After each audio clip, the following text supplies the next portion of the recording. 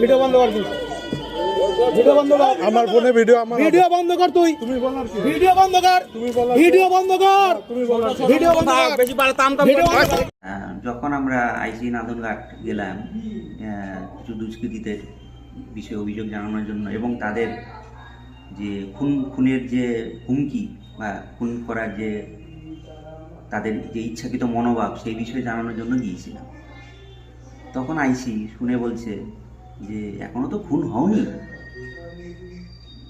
বলছে মানে দুষ্কৃতীরা বলছে যে খুন করবে তোমাকে। কোন থানার আইসি? নাদনঘাট থানার আইসি বিশ্ববন্ধু চট্টরাজ বলছে তুমি তো এখনো খুন হওনি। উনি বলছেন। খুব মজার ব্যাপার এবং হাস্যকর ব্যাপার এবং অবাক করার ব্যাপার। হ্যাঁ, দুষ্কৃতীরা আমাদের যে যাতায়াতের যে মূল রাস্তা, সেই মূল রাস্তাটা বালির বস্তা দিয়ে বন্ধ করে দিয়েছে এবং দুষ্কৃতীরা সম্পত্তিরা ব্যবহার করছে কোর্টের ইনজাংশন অর্ডার থাকা সত্ত্বেও এবং কোর্টের আদেশকে মানে অবজ্ঞা করছে, অমান্য করছে। কোর্টের আদেশকে অমান্য করা মানে ভারতীয় সংবিধানকে অবমাননা করা এবং ভারতীয় সংবিধানকে অবমাননা করার যে শাস্তি আমি ভারতীয় বিচার ব্যবস্থার উপরে রাখলাম, যেন এতে কঠিন থেকে কঠিনতর শাস্তি হয়। গত ইংরাজি 31/12/2024 রাত 9:30 নাগাদ দুষ্কৃতীরা আমাকে এবং আমার স্বামীকে ধাক্কা দিয়ে 6টি তালা কেটে ঘরের জিনিসপত্র চুরি করে নিয়ে যায় এবং সম্পত্তি দখল করে নেয়। সেই সময় আমি 6 মাসের প্রেগনেন্ট ছিলাম।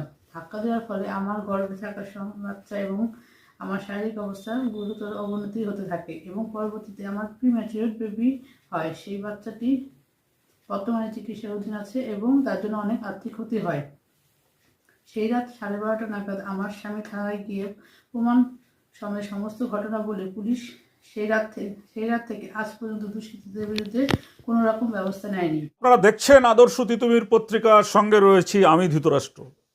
আমাদের ক্রাইম রিপোর্টার সুরেন্দ্র কুমার সিং একের পর এক ধারাবাহিকভাবে আপনাদের কাছে তুলে ধরছে যে ব্যারাকপুর পুলিশ কমিশনারেটের ঘোলা থানার প্রাক্তন আইসি বিশ্ববন্ধু চট্টরাজ, যিনি এখন পূর্ব বর্ধমানের নাদনঘাট থানার আইসি রয়েছেন, ঘোলাতে কিভাবে বিভিন্ন মানুষকে ফাঁসিয়ে কিভাবে তিনি এখান থেকে চলে গেছেন এবং চলে গিয়ে তিনি কিন্তু তার সেই মানসিকতা, মানুষকে হেনস্থা করা, মানুষকে জেল খাটানো, এই কাজ থেকে কিন্তু তিনি এখনো বিরত হননি।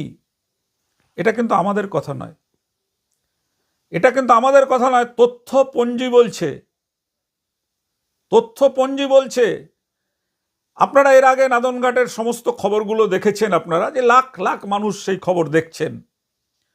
বিশ্ববন্ধু চট্টরাজ যিনি আইসি, তিনি কি করছেন, তার পরিচিত কয়েকজন পেটোয়া লোক তো থাকেই, থানার পেটোয়া বিভিন্ন রকম, যাদেরকে দিয়ে ডাকমাস্টার বলুন, বিভিন্ন যারা আইসির তাবেদারি করে, এরকম তো লোক থাকে। সেই সব লোকদের দিয়ে দুই একটা কমেন্ট নিচে করিয়েছেন, হ্যাঁ বিশ্ববন্ধুবাবু খুব ভালো কাজ করছেন, এখানে উনি খুব ভালো কাজ করছেন। হ্যাঁ, খুব ভালো কাজ তো করছেনই, ভালো কাজ না করলে প্রত্যেকটা দোকানে কেন মদ বিক্রি হচ্ছে, ভালো কাজ না করলে কেন একের পর এক জুয়ার ঠেক বাড়ছে, কেন থানায় কেউ অভিযোগ জানাতে গেলে তাকে থানা ভাঙচুর করেছে বলে মিথ্যা কেসে ফাঁসিয়ে দেওয়া হচ্ছে, কেন ওই বিএলআরও অফিসের থেকে যে মহিলা সরস্বতী দোসাদ সমাজকর্মী সে প্রতিবাদ করেছিল বলে তাকে 3টের সময় বিএলআরও অফিস থেকে নিয়ে এসে রাত্রি 8টার সময় কেস করে পরের দিন কোর্টে চালান করা হয়, এরকম একাধিক ঘটনা আছে। আজকের যে ঘটনাটা আমাদের ক্রাইম রিপোর্টার আপনাদের সামনে তুলে ধরছে, আপনারা শুনলে স্তম্ভিত হয়ে যাবেন। আর যারা কমেন্ট করেছেন তাদের আর কি বলা যাবে, তারাই দেখুন যে এটা কি ভালো কাজ করেছেন উনি। ঘোলাতে তো আমরা দেখাচ্ছি এবং আজকে আমরা দেখাবো হচ্ছে আপনার নসরতপুর নাদনঘাট থানার মধ্যপাড়ার ঘটনা। খবরটা দেখানোর আগে দুটো দৈনিক বড় বড় সংবাদপত্রে যে রিপোর্ট দুটো প্রকাশিত হয়েছে, সেই রিপোর্ট দুটো একটু আপনাদের সামনে আগে আমরা তুলে ধরছি, আপনারা দেখুন। আপনারা তো দেখলেন, এবার শুনুন আপনারা যে ঘটনাটাকে আপনারা চমকে যাবেন যে কি চলছে, এটা কি থানা চলছে না রাজতন্ত্র চলছে? কি চালাচ্ছেন এই যে যিনি থানার আইসি রয়েছেন? সেখানকার এক ব্যবসায়ী স্বপন বসাক, 10 কাঠা জমির ওপরে তার বাড়ি ঘর সমস্ত কিছু রয়েছে, তার একটি ঘরের তালা কেটে ঘর দখল করা হচ্ছে। সেই ঘরের মধ্যে কিছু সেখানকার লোকজনেরা যারা একটু কেষ্টবিষ্টু আছে, সেই ঘরের মধ্যে একটা ক্লাব খুলেছে। ভাবতে পারছেন? সেই ক্লাব খুলেছে বলে এই স্বপন বসাক গেছিলেন থানায় অভিযোগ জানাতে। থানা থেকে তাকে বলা হলো যে আজকে তো 31শে ডিসেম্বর, আজকের কোনো অভিযোগ নেওয়া যাবে না, কালকে দেখব, পরশুদিন দেখব, পুলিশ থাকলে পুলিশ যাবে। এই কথাগুলো কিন্তু আমাদের একটাও নয়, আমরা শোনাবো আপনাদেরকে যে স্বপন বসাক তার কথা আমরা শোনাবো। যে তার কথাই আগে আপনারা একটুখানি আগে শুনে নিন যে কিভাবে আইনকে পদদলিত করে, কিভাবে বিত্তশালীদের সাথে হাত মিলিয়ে একটা সিন্ডিকেট গড়ে তুলেছেন এই নাদনঘাট থানার আইসি বিশ্ববন্ধু চট্টরাজ। যে সিন্ডিকেটটা ব্যারাকপুর পুলিশ কমিশনারেটের ঘোলা থানাতেও চালিয়েছিলেন। আমরা তো চ্যালেঞ্জ করছি রাজ্য পুলিশ, নতুন এখন ডিজি এসছেন পীযূষ পাণ্ডে, একসময় ব্যারাকপুর পুলিশের মানে উত্তর 24 পরগনা জেলা পুলিশের ব্যারাকপুরের অ্যাডিশনাল এসপি ছিলেন, সেই পীযূষ পাণ্ডে ডিজি হয়ে এসছেন। তদন্ত হোক, তদন্ত হোক। যদি তদন্তে দেখা যায় যে বিশ্ববন্ধু সঠিক কাজ করেছে এবং আমরা প্রচার মিথ্যা করছি, তাহলে আমাদেরকে জেলে নিয়ে যাওয়া হোক। আর না হলে তদন্ত করে বিশ্ববন্ধুর এই অনৈতিক কাজ, এটা কিন্তু বিশ্ববন্ধুর অনৈতিক কাজ, আমরা কিন্তু ব্যক্তি বিশ্ববন্ধুকে বলছি, সব পুলিশকে বলছি না। ব্যক্তি বিশ্ববন্ধুকে আমরা এই কথা কেন বলছি? কারণ পুলিশের যে উর্দি, পুলিশের যে ক্ষমতা, সেই ক্ষমতাকে কাজে লাগিয়ে তিনি নিজেকে স্বাবলম্বী গড়ে তোলার জন্য তিনি এই অনৈতিক কাজগুলো করছেন। আপনার নাম? আমার নাম স্বপন বসাক। আপনারা কি কারণে 31/12/2024 থানায় গেছিলেন? হ্যাঁ, 31/12/2024 কিছু লোকাল দুষ্কৃতী এবং কিছু বহিরাগত দুষ্কৃতী এবং তাদের সঙ্গে ষড়যন্ত্র করে আমার প্রপার্টি দখল করতে গেছিল এবং দখলও করে ঠিক 9:30 নাগাদ। আচ্ছা, দখল করার সময় ওই দুষ্কৃতীটা বিভিন্ন রকম আগ্নেয়াস্ত্র এবং রড, শাবল এবং বিভিন্ন রকম আধুনিক সরঞ্জাম এবং অস্ত্রশস্ত্র নিয়ে এসেছিল এবং আমাকে এবং আমার পরিবারকে ঘরের মধ্যে আটকে রেখে ওই সম্পত্তিটা দখল করার চেষ্টা করে। তবু আমরা বাধা দেওয়ার চেষ্টা করি, আমি এবং আমার মিসেস। সেই সময় আমার মিসেস প্রেগনেন্ট ছিল, 6 মাসের অন্তঃসত্ত্বা ছিল। সে বাধা দিতে যায় এবং তাকে ধাক্কা দিয়ে ফেলে দেয় এবং তার চোট লাগে। আচ্ছা, পরবর্তীকালে ওই চোট লাগার পরে কী হয়, প্রিমেচিওর বেবি হয়। আচ্ছা, এবার ওই সময় ওরা জোর জবরদস্তি করে আমাদের ওই সম্পত্তিটা দখল করে নেয় এবং ওই সম্পত্তির উপর আমাদের 6টা তালা দেওয়া ছিল।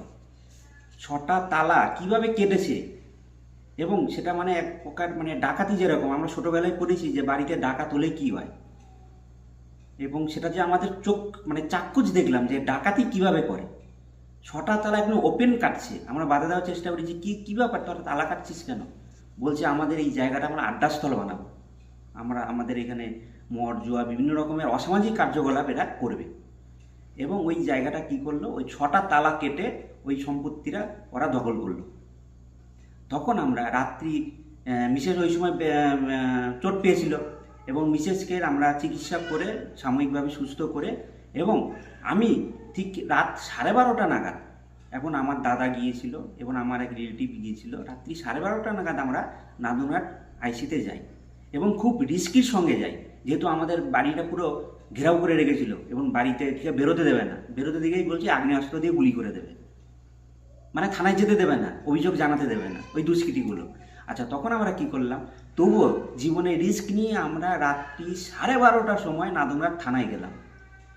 নাদনঘাট থানায় যাওয়ার পরে পুরো ব্যাপারটা বললাম, এই ব্যাপার। নাদনঘাট থানা তো যিনি ডিউটি অফিসার ছিল তিনি বলছেন যে হ্যাঁ আপনারা বছর শেষে অভিযোগ নিয়ে এসছেন, সকালেই তো আসতে পারতেন। হ্যাঁ, তারপরে বলছে যে আজকে বছর শেষ, আজকে অফিসার থাকে নাকি, শত নানা রকম কাজে বেরিয়ে গেছে। ঠিক আছে, আমরা তখন বারবার অনুরোধ করি, অনুরোধ করার পরে উনি তখন বললো ঠিক আছে কাগজে অভিযোগপত্র নিয়ে আসুন। আচ্ছা, কাগজে আমরা অভিযোগ করলাম, অভিযোগ করার পরে যখন আমরা যে ডিউটি অফিসার ছিল তার কাছে ওই পেপারটা দিই, পেপারটা দেওয়ার পরে তখন আমরা বললাম যে আমাদের জিডি নম্বর দিন, জিডি নম্বরটা দিন। ডিউটি অফিসার যিনি আছে তিনি বলছে জিডি নম্বর লাগে না, বলছি জিডি নম্বর লাগে না, যদি আজকে সম্ভব হয় রাতেই আমরা ফোর্স পাঠাচ্ছি, আর তা না হলে কালকে ফোর্স পাঠিয়ে আমরা দুষ্কৃতীদের তুলে নিয়ে আসছি। ঠিক আছে, আমরা ঠিক আছে কিন্তু জিডি নম্বর আমরা বারবার অনুরোধ করা সত্ত্বেও জিডি নম্বর দিল না নাদনঘাট থানার ওই দিন ডিউটি অফিসার যিনি ছিলেন। এবং আমার একটা পজিটিভ পয়েন্ট রয়েছে, ওই দিন যে ওদের যে পুলিশের যে 31/12/24 যে রেজিস্টার খাতা, ওর মধ্যে আমার সই করা আছে, মেলাতে পারবে, আমি ওই সময় দিয়েছি। এবং ওই সময় যদি সিসিটিভি ফুটেজ লক্ষ্য করা যায় এবং আমি ওখানে কী কী অভিযোগ করেছি সমস্ত কিছু ওর মধ্যে আছে, ওই সময় ফুটেজ। ঠিক আছে, আচ্ছা, যখন ওই দিন রাতে যখন পুলিশ ফোর্স নিয়ে এলো না এবং তার পরের দিনও যখন পুলিশ ফোর্স নিয়ে এলো না, তখন আমরা বারবার পুলিশের দ্বারস্থ হই যে আমাদের অভিযোগটা খতিয়ে দেখার জন্য এবং দুষ্কৃতীদের অ্যারেস্ট করার জন্য। কিন্তু বারবার যাওয়া সত্ত্বেও পুলিশ কি করে, দুষ্কৃতীদের অ্যারেস্ট করার পরে তো দূরের কথা, বরঞ্চ দুষ্কৃতীরা এদের যে দুষ্কর্ম অপকর্ম দিনের পর দিন বেড়েই চলেছে, তবুও পুলিশ কোনো রকম মানে দুষ্কৃতীদের বিরুদ্ধে কোনো রকম স্টেপ নিচ্ছেন না। তখন আমরা কি করি, পুলিশকে বারবার প্রেসারাইজ করতে থাকি যে আপনারা যদি স্টেপ না নেন আমরা কিন্তু কোর্টের দ্বারস্থ হতে বাধ্য হব। তখন বারবার দিনের পর দিন, হ্যাঁ, ফ্রম ডে বাই ডে যাওয়ার পরে অবশেষে 25/2/25 পুলিশ কি করলো, নাদনঘাট থানায় একটা এফআইআর দায়ের করলো। এবার যখন এফআইআর দায়ের করে, তখন তো আমি ওনাকে জিজ্ঞেস করলাম যে আমি যখন 31/12 যখন জিডি দিয়ে গেলাম যে কমপ্লেনটা, সেই অভিযোগ তো রয়েছে, তার ওই বেসিসেই আপনারা এফআইআর করুন। তখন বলছে যে ওটা আমরা খুঁজে পাচ্ছি না। কীরকম দায়িত্ব দেখুন একজন ডিউটি অফিসারে, বলছে সেই অভিযোগ খুঁজে পাচ্ছি না। এত বড় একটা ঘটনা, দুষ্কৃতীরা আগ্নেয়াস্ত্র নিয়ে এসে ঘরের তালা কেটে মানে ডাকাতি হয়ে গেল, অথচ সেই অভিযোগপত্র যে ডিউটি অফিসার ওই সময় ছিল সেই অভিযোগপত্র খুঁজে পাচ্ছে না। আমাদের ওই ওয়েস্ট বেঙ্গল রাজ্যের কি হাল। আচ্ছা, তখন কি করলো, ওই সেই অভিযোগপত্র খুঁজে না পাওয়াতে আমি এবার ফের নতুন করে অভিযোগ দিলাম 25/2/25। অপরদিকে আমাদের চাপে পড়ে 25/2/25 গিয়ে এফআইআর লঞ্চ হলো, ঠিকই, সেটা কাগজে কলমে এফআইআর হলো, মানে কাগজে কলমে দুষ্কৃতীদের নামটা উঠলো খাতায়, কিন্তু কোনো রকম স্টেপ নেই, কোনো রকম কার্যকরী স্টেপ নেই। অর্থাৎ পুলিশ কি করলো, দুষ্কৃতীদের বিরুদ্ধে কোনো রকম স্টেপ নিল না। তখনও ডে বাই ডে কোনো রকম স্টেপ নিচ্ছেন না। আমি 13/3/25 অর্থাৎ 25/2/25 থেকে যখন স্টেপ নিচ্ছে না, 13/3/25 আমি নিজে নাদনঘাট থানায় ফের অভিযোগ জানাতে গেলাম যে এই দুষ্কৃতীদের বিরুদ্ধে যে এরকম দিনের পর দিন অভিযোগ, অন্যায় অত্যাচার বেড়েই চলেছে, অথচ আপনারা কোনো রকম স্টেপও নিচ্ছেন না, কিছুই নিচ্ছেন না, অথচ এফআইআর হয়ে রয়েছে। তখন বলছে আগের অভিযোগই রয়েছে, আমরা এখনো দেখতে পাচ্ছি না, তুমি আবার নতুন অভিযোগ নিয়ে এসছো। 13/3/25 এফআইআর আমাদের যে অভিযোগ নিয়েছিল সেটা কিন্তু নেয়নি পুলিশ, আমাদের কিন্তু ডেট এখনো রেজিস্টার করা আছে। আচ্ছা, 13/3/25 অভিযোগ নিল না। 23/3/25 যে গর্ভবতী মহিলা শ্রাবন্তী বসা ধাক্কা দিয়ে ফেলে গিয়েছিল, সে কি করলো, নাদনঘাট থানায় একটা জিডি ডায়েল করলো যে আমি প্রেগনেন্ট অবস্থায় আমার ধাক্কা দিয়ে ফেলে দেওয়া সত্ত্বেও এবং আমাদের অন্যায় অত্যাচার হচ্ছে, ঘরের সম্পত্তি তালা কেটে ঢুকেছে, তারপরে এফআইআর হয়েছে, তবুও আপনারা স্টেপ নিচ্ছেন না। এবং সমস্ত মেডিকেল রিপোর্ট ওর সঙ্গে অ্যাটাচ করে থানায় জমা দেওয়া হলো এবং বললো যে ইমিডিয়েট আপনারা এদেরকে অ্যারেস্ট করুন, এরা দিনের পর দিন যেভাবে অন্যায় অত্যাচার চলছে, এবার আমার যে প্রেগনেন্ট অবস্থা আমার মনে হয় বাঁচা সম্ভব হবে না। এবং ব্লাড প্রেশার অত্যন্ত হাই হতে থাকে, ঠিক আছে। এবং ডাক্তারবাবু জিনিসটা যে পুরকায় ছিল আমাদের দিলীপ কুমার পুরকায়, তিনি প্রেসক্রিপশনে লিখেই দিয়েছিল যে একে কমপ্লিটলি বেড রেস্টে থাকতে হবে। কিন্তু একটা মহিলার যদি এরকমভাবে যদি অন্যায় অত্যাচার হতে থাকে, সে কী করে বেড রেস্টে থাকবে? কোনো গর্ভবতী মহিলার সম্পত্তি যদি কেউ দখল করে নেয়, সে কি বেড রেস্টে থাকতে পারে? পুলিশের কি কোনো মা বোন নেই বাড়িতে? আমি প্রশ্ন রাখলাম পুলিশের কাছে, তাদের কি কোনো মা বোন নেই? তাদের বাড়ির কোনো গর্ভবতী মহিলা যদি এরকম ঘরের সম্পত্তি যদি দখল করে নেয় তারা কি করতো, প্রশ্ন রাখলাম। আচ্ছা, তখন কি করলো, 23/3/25 গিয়ে কি করলো, জিডি করলো। আচ্ছা, জিডিটা হলো ঠিকই, কিন্তু ওই কাগজে কলমে জিডি হয়ে রইল, কিন্তু কোনো রকম স্টেপ নেই। আচ্ছা, কোনো রকম যখন স্টেপ হলো না, তখন কি করলো, এদের অন্যায় অত্যাচার তো বেড়ে চলেছে। তখন আমরা কি করলাম, 23/3/25 আমরা অ্যাডভোকেট মারফত একটা রেজিস্টার লেটার পাঠালাম আইসিকে, যে এদের অন্যায় অত্যাচারগুলো হচ্ছে, আমরা চিঠি পাঠাচ্ছি, আপনারা কি করছেন, কিছুই করছেন না।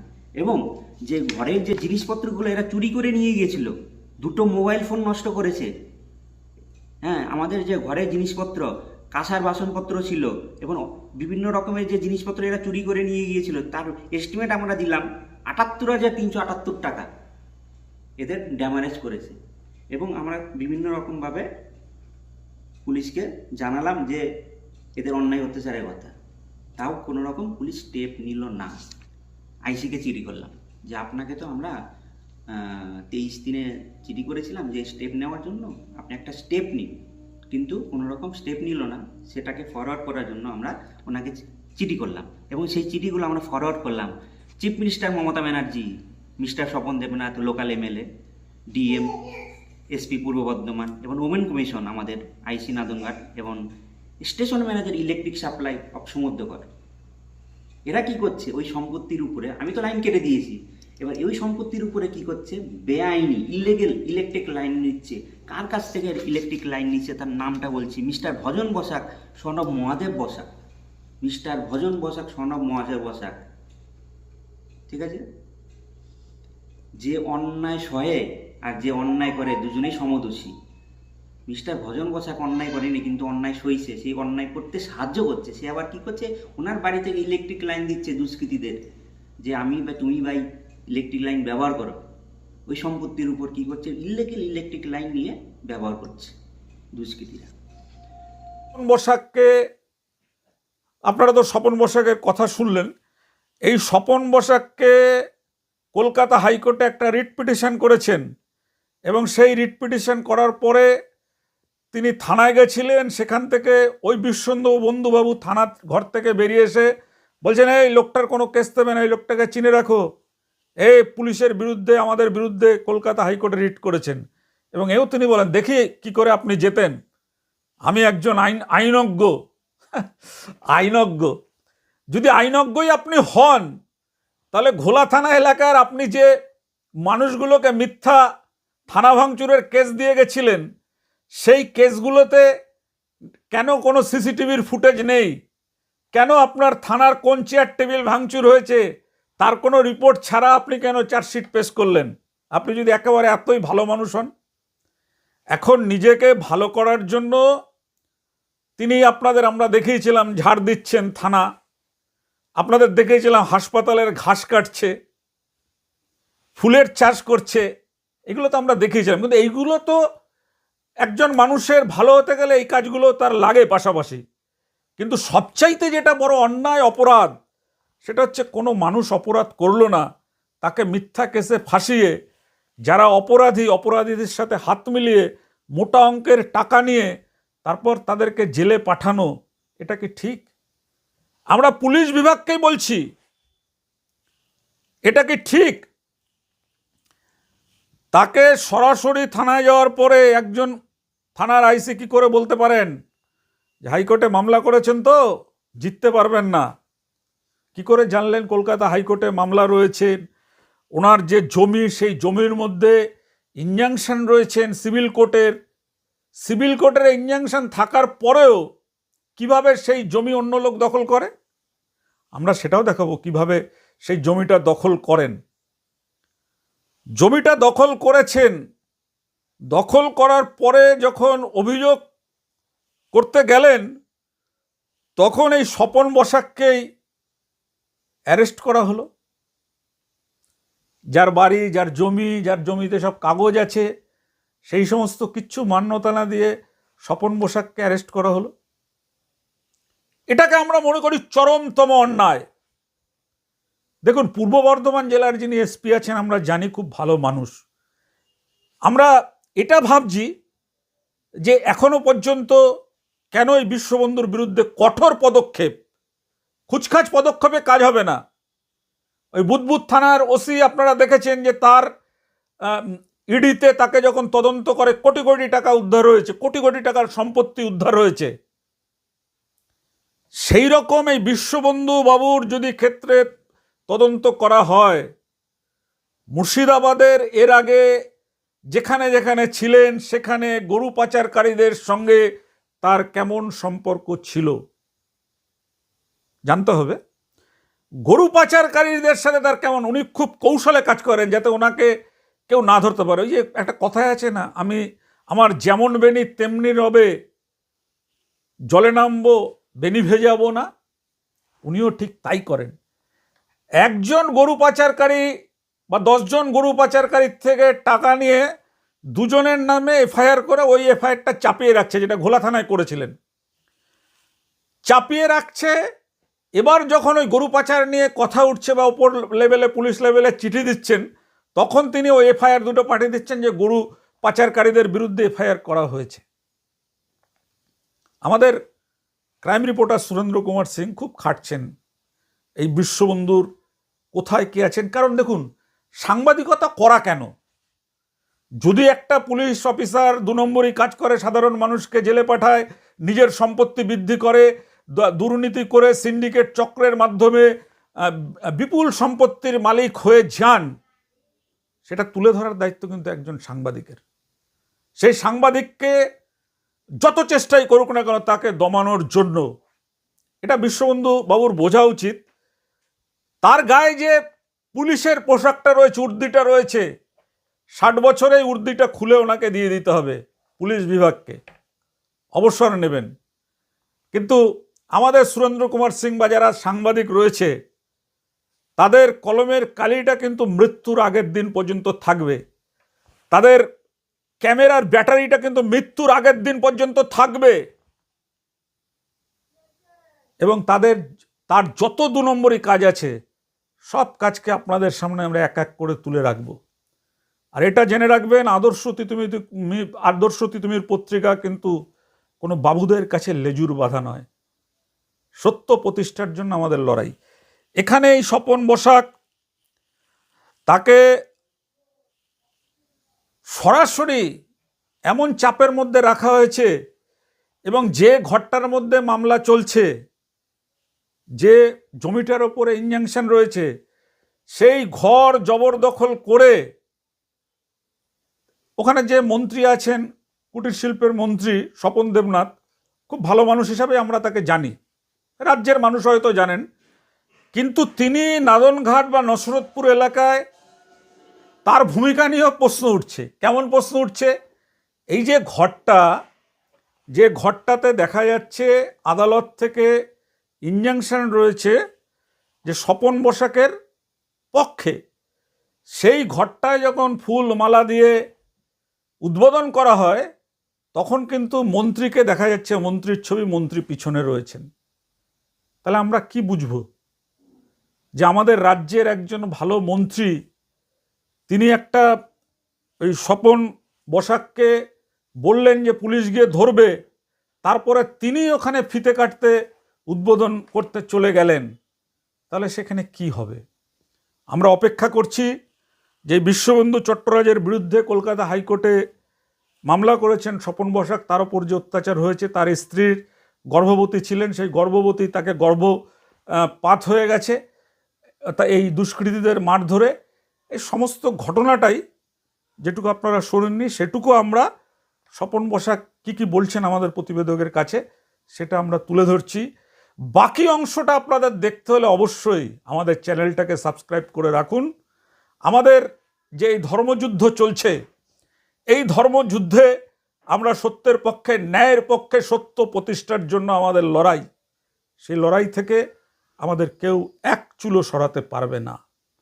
জবাব দিতে হবে কেন এই ধরনের মিথ্যে কেস মানুষের নামে করা হয়েছে।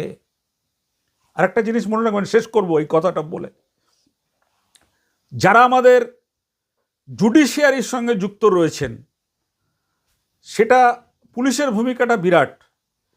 এই পুলিশ যদি কোনো অপরাধ করে, সেই অপরাধ কিন্তু আর একজন পুলিশের কাছে যখন তদন্তের জন্য যায়, যে অপরাধ করে সে কিন্তু আগে থেকেই সব চারিদিকে ভালো করে গার্ড বেঁধে করেন, যাতে তার অপরাধটা না উঠে আসে।